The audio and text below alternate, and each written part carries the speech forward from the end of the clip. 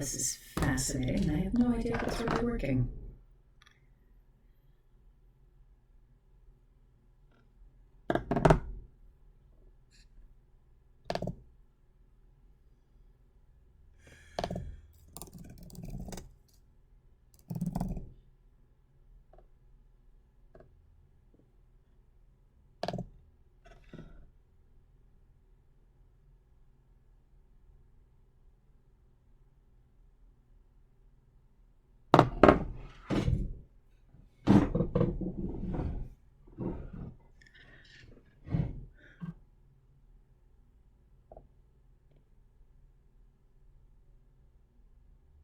Chapter 8. Big savings seen in nuclear power. AEC study calls for atomic electricity plants vital. AEC study calls atomic electricity plants vital. Okay. Chicago, March 30th. That is correct. 30th. The director of the Atomic Energy Commission's Division of Reactor Development said today that peaceful nuclear power can lead to savings in the cost of electricity to American consumers of between $4 and $5 billion a year by the year 2000. The Commission determined that if no supplementary forms of energy were used, the rate of IAC rocket launches and ongoing recovery efforts from the meteor would cause the nation to exhaust its, quote, readily available low-cost reserves of fossil fuel in 40 to 60 years.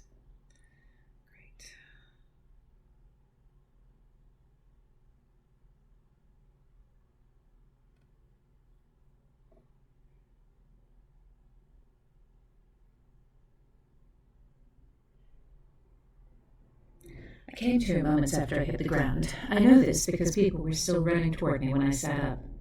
The SBMF circled around me, so I didn't try to stand yet, just waved jauntily from the ground.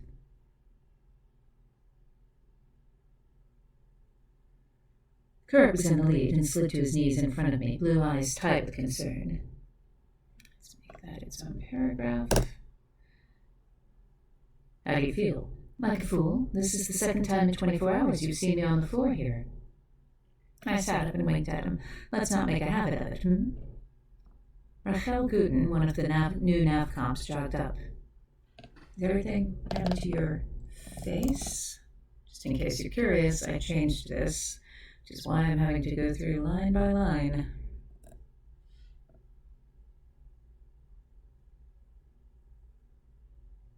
She had a training accident yesterday. The pogo failed. I didn't hit my head. I just ran over from the office and the cold came as a shock, that's all. I got to my knees, moving carefully just in case I fainted again. I'm sorry to keep you waiting, but I'm fine now. You're sweating a lot. Kurt followed me as I stood, hands out as if I were going to topple over again. I did say that I had run over here, as in actual running. The room held steady, but Kurt was right. Sweat drenched me and my heart was racing faster than it should, even with the run. Because I hadn't eaten. I had a long night, which Colleen knows about. He sent me anyway. So, shall we get on with it? Now more people were gathering around. It looked like everyone associated with the sim. Trainees, trainers, technicians had all decided to come and gawk at the lady who fainted.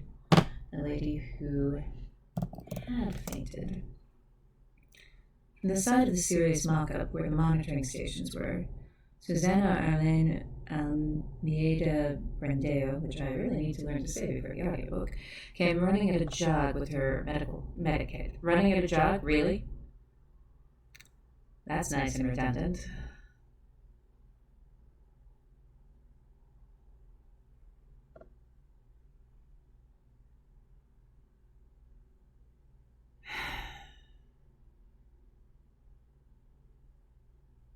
The side of the serious mock.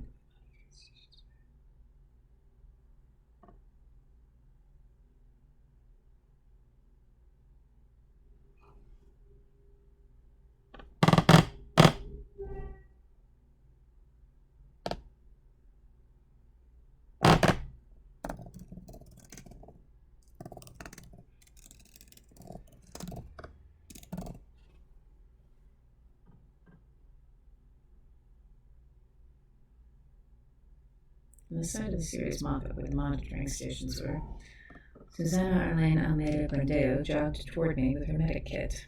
Crap, a flight surgeon. Susanna Arlane had the power to ground me.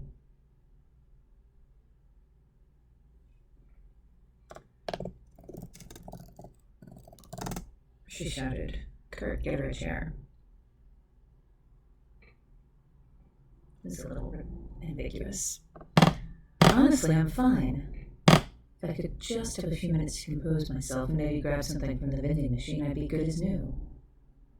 Susanna Arlane glared up at me as if our height difference pissed her off. Sit down, I'm fine. Sit. If you do not sit, then I will assume that you cannot comprehend basic instructions and that you are unsafe to fly. She took a step closer. Now sit down. Yes, ma'am.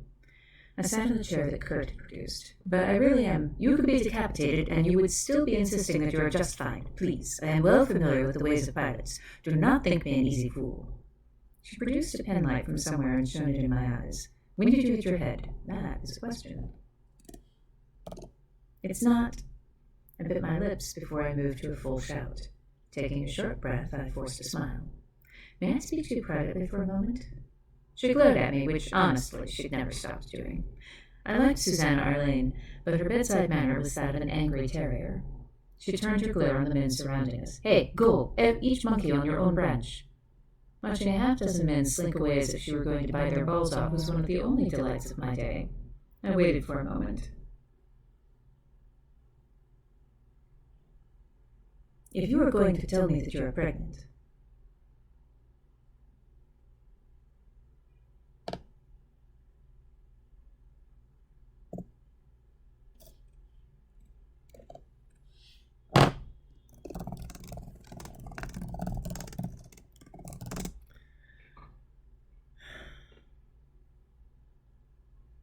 The laugh startled out of me. The laugh? A laugh. I don't know what was that. A laugh startled out of me. God, no. Not actually possible. I held up my hand to stop any questions. I forgot to eat breakfast. I was up all night with a friend who had to go to the emergency room, which Halim knows about, and I just forgot to eat, and the air conditioning hit me like a ton of bricks. Just let me grab something. There's a lot of just. Just let me grab something from the vending machine and that'll sort me out. Sudden exposure to cold should not cause a faint.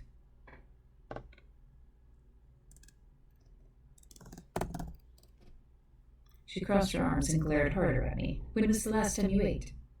I hate this question. A full meal? Day before yesterday. I had part of a sandwich last night and a donut this morning. And a head injury yesterday. It's my cheek. My brain is not in my cheek. Whiplash concussion doesn't need a direct blow to the head. I sat forward, resting my elbows on my knees, and focused on her because if I didn't, I was going to burst into tears, and I am not a woman who cries. Please. This is just a sim. They're letting me sit in the co-pilot seat. They've never let a woman even pretend to fly this. Please, please let me do this. So a lot of this is...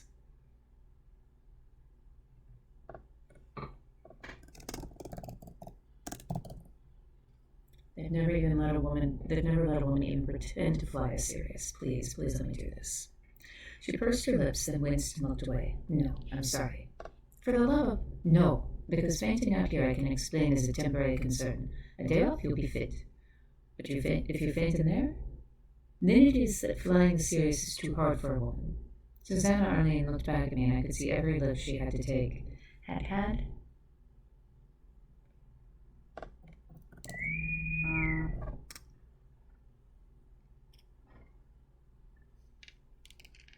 Hello, this is Mary Robinette.